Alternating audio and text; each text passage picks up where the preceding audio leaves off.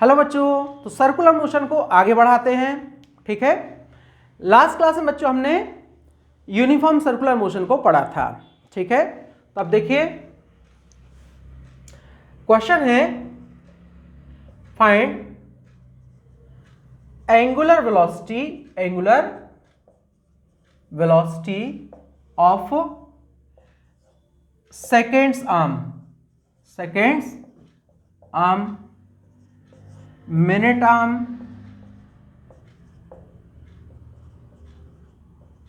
और third hours arm.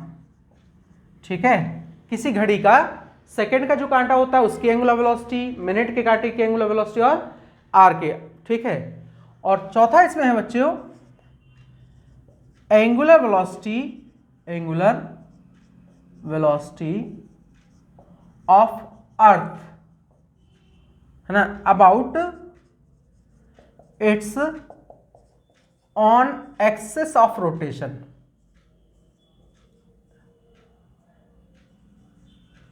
ये चीजें बच्चों हमें चाहिए है। ठीक है, तो देखिए पहला क्वेश्चन करते हैं सेकेंड आर्म का।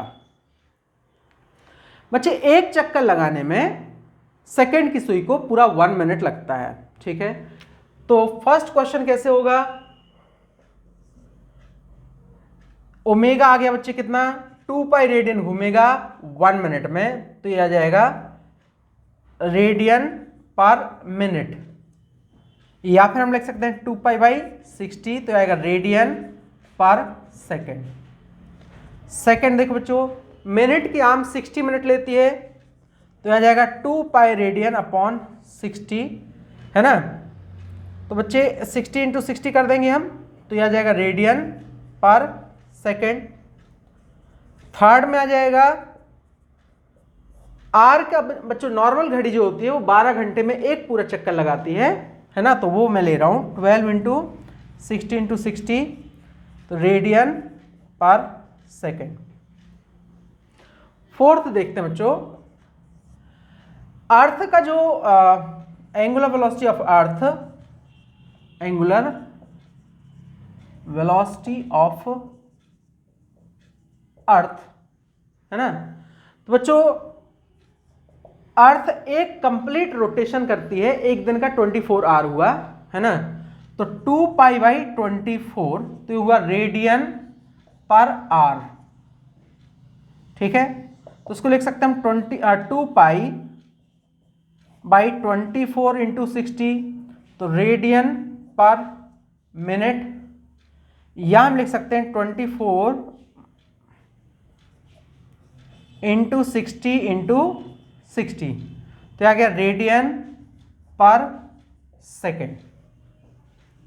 ठीक है, तो इस तरीके से आप क्वेश्चन कर सकते हैं बच्चों। टाइम पीरियड निकालना हो तो omega equals to 2 pi by 80 होता है, तो उससे हम टाइम पीरियड भी निकाल सकते हैं, है ना।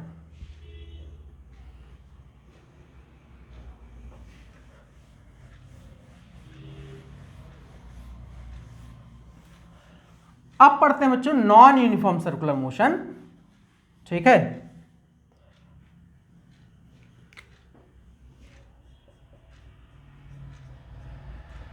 Non uniform circular motion. बच्चों अगर स्पीड चेंज हो रही है सर्कुलर मोशन में, ठीक है, तो उसको हम नॉन यूनिफॉर्म सर्कुलर मोशन बोलेंगे। ठीक है, if speed of the object is changing, speed of the object is changing during circular motion,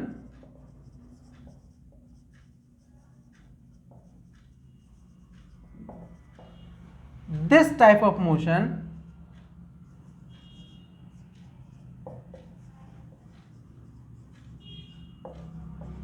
will be non-uniform circular motion.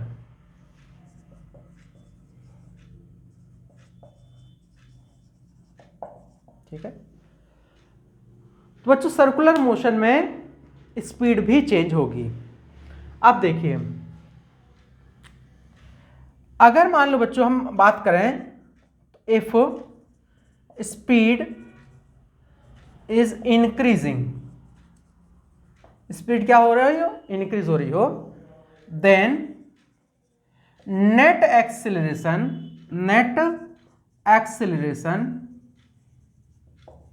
And velocity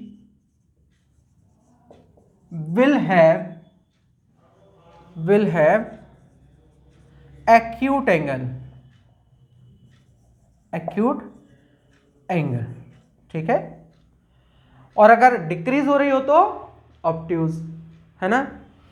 अच्छा, दूसरा पॉइंट है टेंजेंशियल एक्सीलरेशन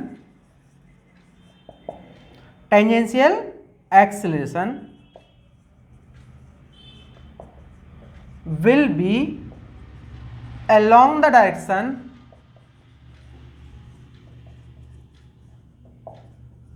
of velocity। ऐसा क्यों होगा ये देखते हैं, ठीक है। तो बच्चों देखो, अगर मान लो एक सर्कुलर मोशन है, ठीक है, स्पीड अप हो रहा है ऑब्जेक्ट, तो देखिए सपोज ये इस डायरेक्शन में ऑब्जेक्ट जा रही है ना। सेंटर की तरफ तो क्या लगेगा, AC लगेगा। अब बच्चों जब रेट ऑफ चेंज हम वेलोसिटी निकालेंगे, जैसे AT निकालें, टेंजेंशियल एक्सेलरेशन है, यह आएगा बच्चे dV/dt। अगर V इंक्रीज हो रही है तो dV/dt पॉजिटिव आ जाएगी, इसका मतलब V और AT क्या हो जाएगा, सेम डायरेक्शन में हो जाएगा, ठीक है। अब बच्चों इन दोनों का रिजल्टेंट ऐसे जाएगा, तो नॉन यूनिफॉर्म सर्कुलर मोशन में टेंजेंशियल एक्सेलरेशन और सेंट्रीपिटल एक्सेलरेशन म्यूचुअली परपेंडिकुलर होते हैं, बट नेट एक्सेलरेशन जो होता है वो वेलोसिटी के साथ कोई एंगल बनाता है, जो कि क्या होगा, एक्यूट एंगल होगा, लेस देन 90 होगा, है ना। तो बच्चों नॉन यूनिफॉर्म सर्कुलर मोशन में जो एक्सेलरेशन और वेलोसिटी होते हैं, दीज आर नॉट परपेंडिकुलर, ठीक है। AC जो आएगा बच्चों वो आएगा v²/r, तो नेट एक्सेलरेशन जो आएगा √AT² प्लस AC², है ना। तो ये हो जाएगा dV/dt का स्क्वायर प्लस v²/r का स्क्वायर। क्लियर। तो ये पॉइंट्स आपको पता होना चाहिए। अगर मान लो स्पीड डिक्रीज हो रही होगी तो वेलोसिटी ऊपर की तरफ होगी, तो एक्सेलरेशन नीचे की तरफ होगा, वो भी मैं आपको बताता हूं बच्चों, है ना।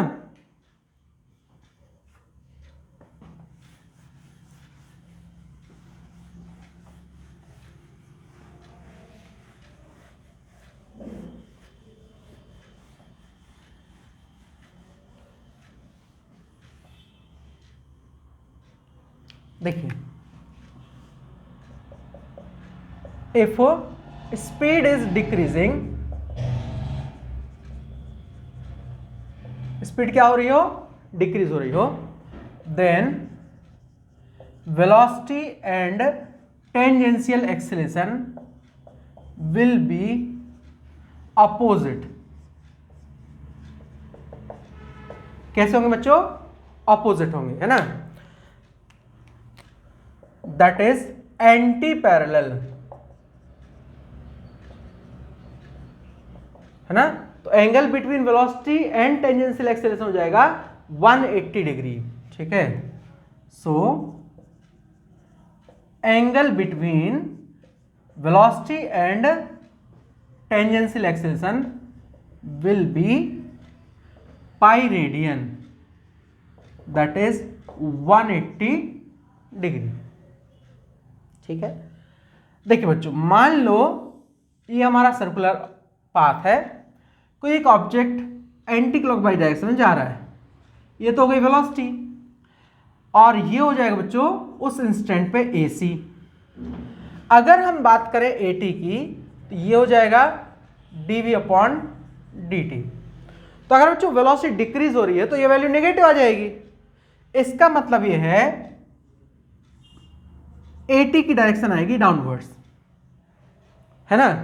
तो देखो AC यहां है, AT यहां है, रिजल्टेंट बच्चों ऐसे आएगा, नेट एक्सेलरेशन तो नेट एक्सेलरेशन और वेलोसिटी के बीच का जो एंगल होगा वो ग्रेटर देन 90 डिग्री होगा। ठीक है, नेट एक्सेलरेशन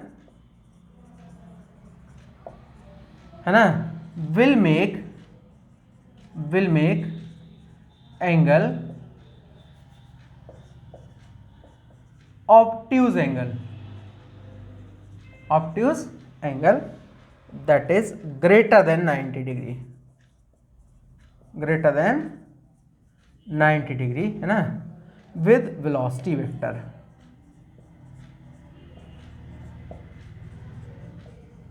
ठीक है, तो ये बच्चों नॉन यूनिफॉर्म सर्कुलर मोशन की केस होती है। क्लियर? अब आगे बढ़ते हैं।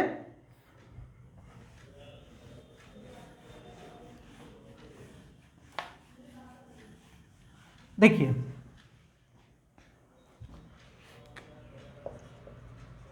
If object moves on circular path with speed v equals to v दे रखा है बच्चों आपको सपोज 2t है ना metre per second.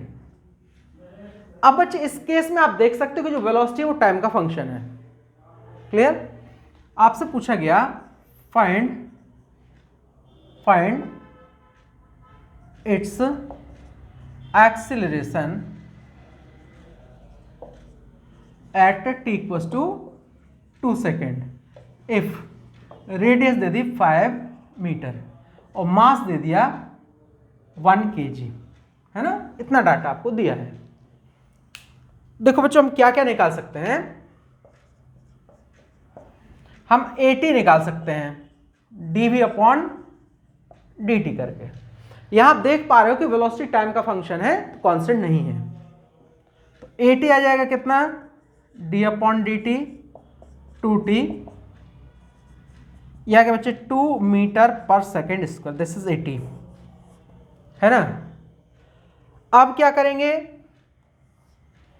Eight t equals to 2 second v निकालो, तो आ जाएगा 2 into 2 that is 4 metre per second.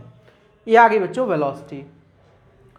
अब निकालेंगे हम AC, क्या होता है v स्क्वायर अपॉन r, तो क्या बच्चों 4 का स्क्वायर अपॉन r की वैल्यू क्या है 5, तो AC आ जाएगा कितना 16 upon 5 metre per second square.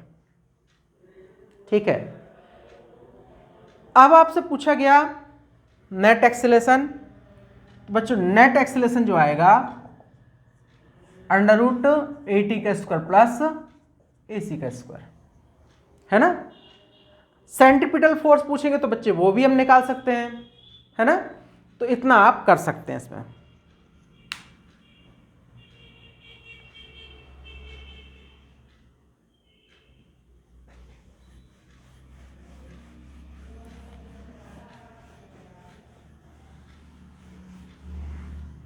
अगला क्वेश्चन करते हैं बच्चों। If angular velocity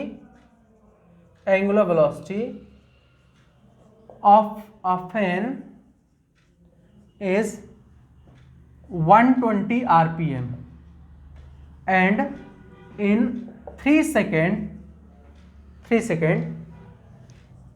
it becomes, second के बजाय मिनट कर लेते हैं, ज्यादा अच्छे समझ में आएगा, 2 मिनट, है ना। इन 2 मिनट इट बिकम्स 240 RPM। ठीक है, फाइंड। अब इसमें क्या क्या पूछा जा सकता है बच्चों। नंबर 1 एंगुलर एक्सेलरेशन, है ना। नंबर 2 एंगुलर डिस्प्लेसमेंट,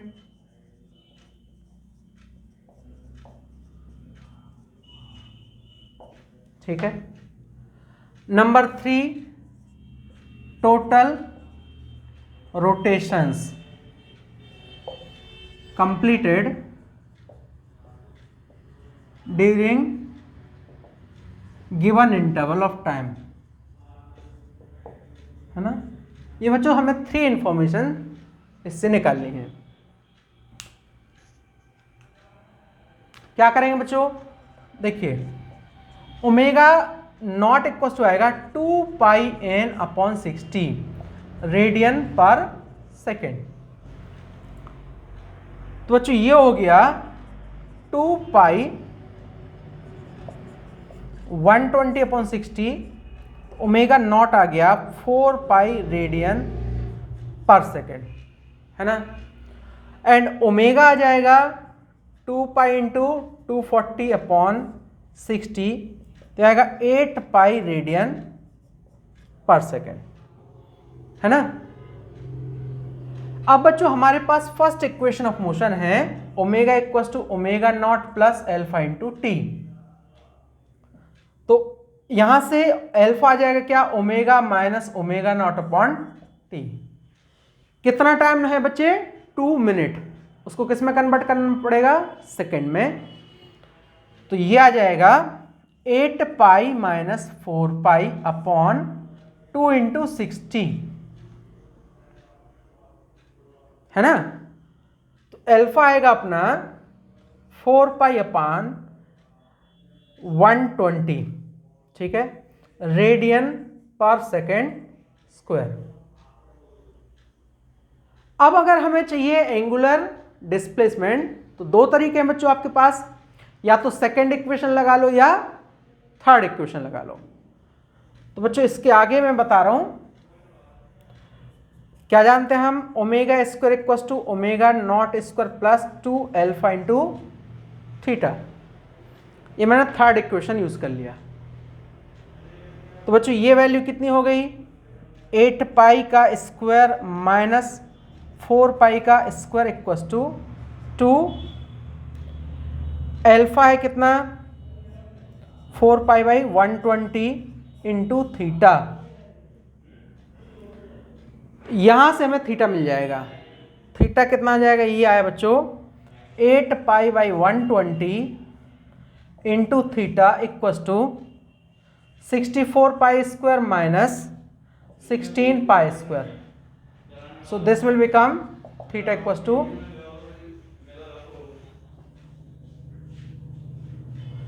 कितना हो जाएगा अपना 64, इसको काट देते हैं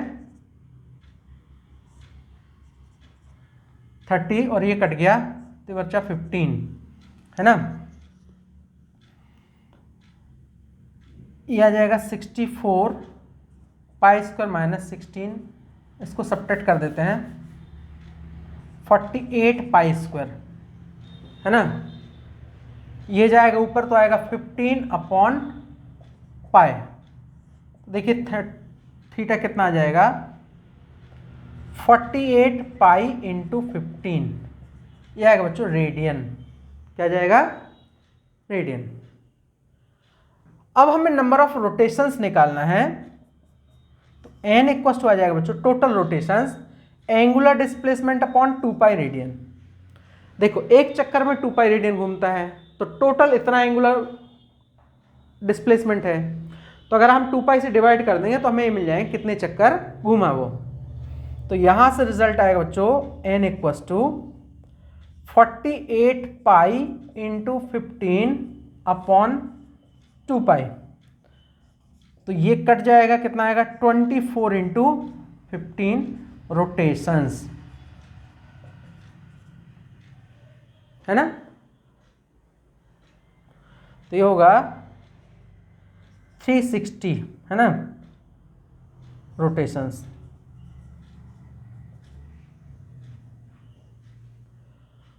तो इस तरीके से बच्चों हम नॉन यूनिफॉर्म सर्कुलर मोशन के क्वेश्चन कर सकते हैं। अब आप देख सकते हैं कि अगर मान लो स्पीड डाउन हो रही होती है ना, स्पीड डाउन में एल्फा नेगेटिव आ जाता है, स्पीड अप में आया है पॉजिटिव, ठीक है।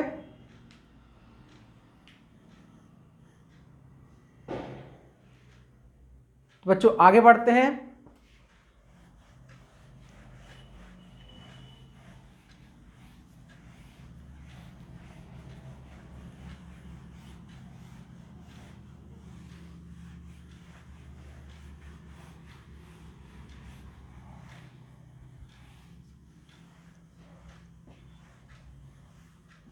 देखिए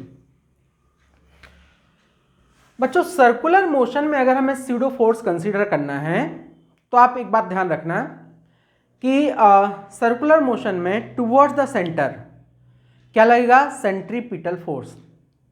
और अगर आप सेंटर से अवे एक फोर्स कंसीडर कर सकते हो तो बच्चे वो स्यूडो फोर्स कहलाता है। जब आप स्यूडो फोर्स काउंट करोगे तो बच्चों it will be just opposite to the centripetal force. एक बार में एक ही फोर्स को कंसीडर करना होता है क्योंकि ये फ्रेम ऑफ रेफरेंस पे डिपेंड करता है।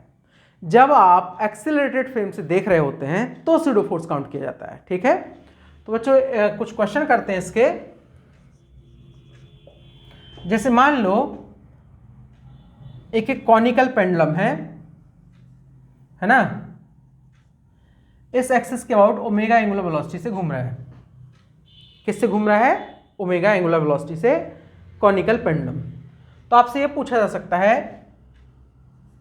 कि ये एंगल क्या होगा, थीटा क्या होगा, है ना। इसका मास आपको m दे दिया जाएगा। तो बच्चों देखना ये होता है कि ये किसी सर्कुलर पाथ पे घूमेगा। दिस इज कॉनिकल पेंडुलम, है ना। इसकी लेंथ मान लो l, स्ट्रिंग की लेंथ क्या हो गई l।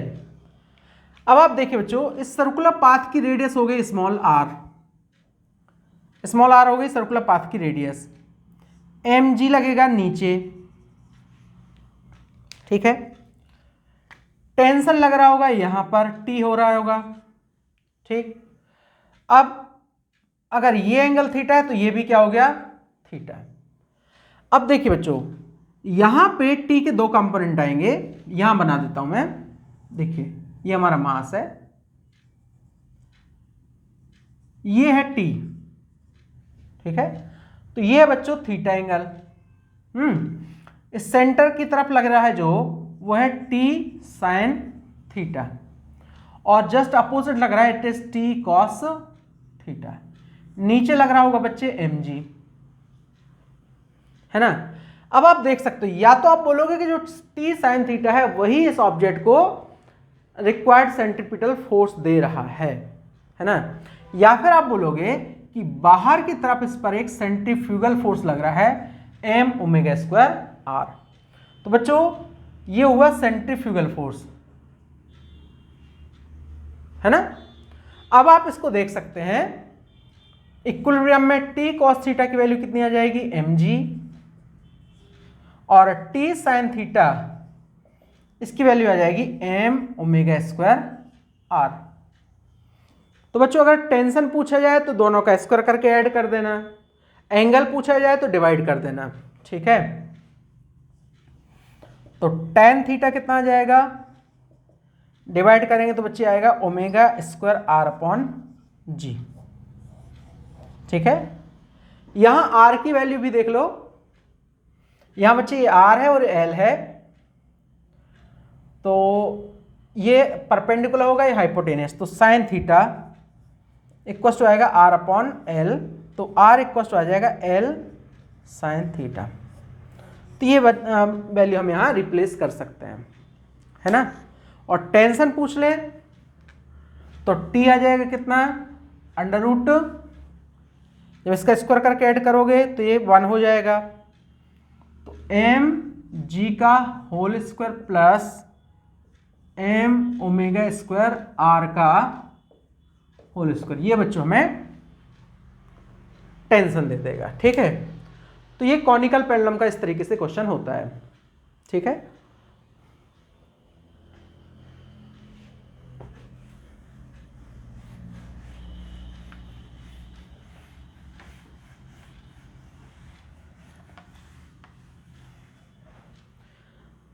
अगला क्वेश्चन देखो बच्चों, एक सिलेंडर है ना, ये सिलेंडर है,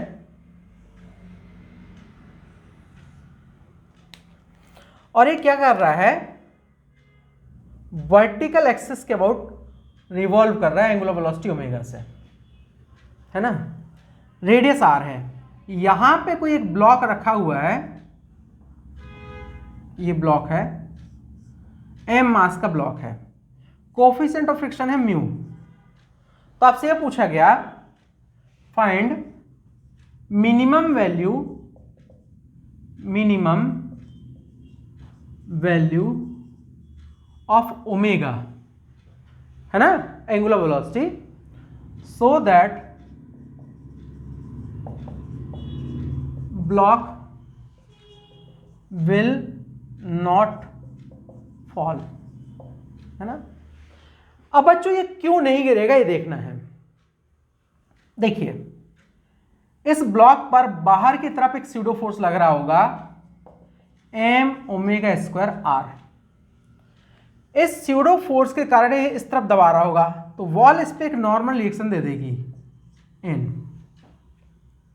अब बच्चे इस ब्लॉक पर डाउनवर्ड फोर्स लग रहा होगा एम जी, जिसको नीचे की तरफ पुल करने की कोशिश करेगा।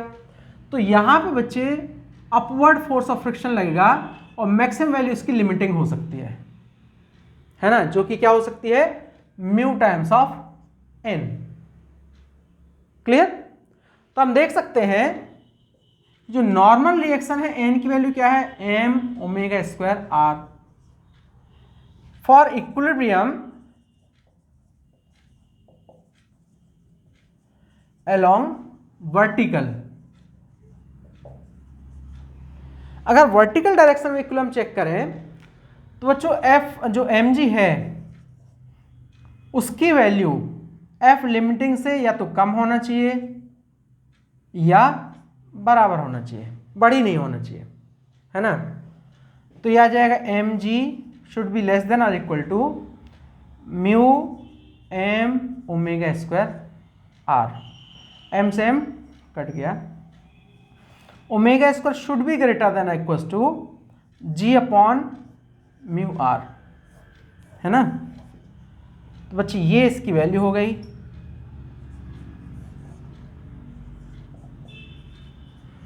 तो ओमेगा की जो मिनिमम वैल्यू है वो कितनी आना चाहिए, under root g upon mu into r. ये इसकी सिचुएशन बन जाएगी, ठीक है।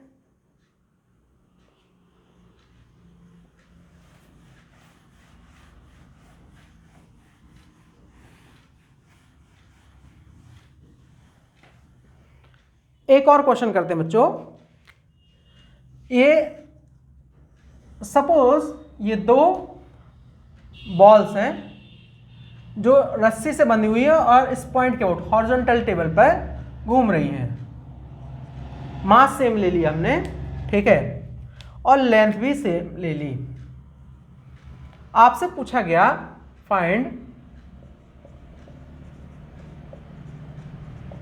Tension in the string. ध्यान रखना बच्चों ये किस पे है, हॉरिजॉन्टल सर्कुलर टेबल पे घूम रही है, सर्कुलर पाथ पे, एंगुलर वेलोसिटी ओमेगा से। तो हम क्या देखेंगे बच्चों, ये सर्कुलर पाथ की रेडियस इनकी अलग अलग होगी। यहां पे अगर टेंशन T1 है तो यहां देखो बच्चे क्या आएगा, एम ओमेगा स्क्वायर, इसकी जो रेडियस होगी R1, है ना। और यहां पे देखो क्या आएगा, ये टेंशन तो T1 ही रहेगा, यहां पे टेंशन आ जाएगा T2। यहां एक साथ में फोर्स आएगा एम ओमेगा स्क्वायर R2, इसके सर्कुलर पाथ की रेडियस R2। तो हम क्या लिखेंगे, हम लिखेंगे बच्चों जो R1 है वो तो हो जाएगी L1 प्लस L2, तो R1 तो आ गई 2L, अगर इक्वल दिया है तो, अदरवाइज रेशियो से निकालना पड़ेगा, है ना। और T1 आ जाएगा m omega square R1 that is 2L, तो आ जाएगा 2m ओमेगा स्क्वायर L, है ना। और इस वाले बॉब की बात अगर हम करें तो इसमें कहाँ लग रहा है बच्चे, यहाँ लग रहा है T1 और साथ में लग रहा है m ओमेगा स्क्वायर R2 और यहाँ लग रहा है T2। तो T2 आ जाएगा m omega square R2 plus T1। R2 की वैल्यू L ही है, तो आएगा m omega square L plus 2m omega square L, तो आएगा T2 equals to 3m omega square L, है ना। तो अगर रेशियो पूछा जाए आपसे तो T2 रेशियो T1 कितना जाएगा, 3m omega square L ratio 2m, that is 3:2, है ना। तो नीट के लेवल पे बच्चों ये कुछ जनरल क्वेश्चन थे जो आपसे पूछे जा सकते हैं, है ना। इसके आगे हम नेक्स्ट क्लास में करेंगे, ठीक है बच्चों, थैंक यू।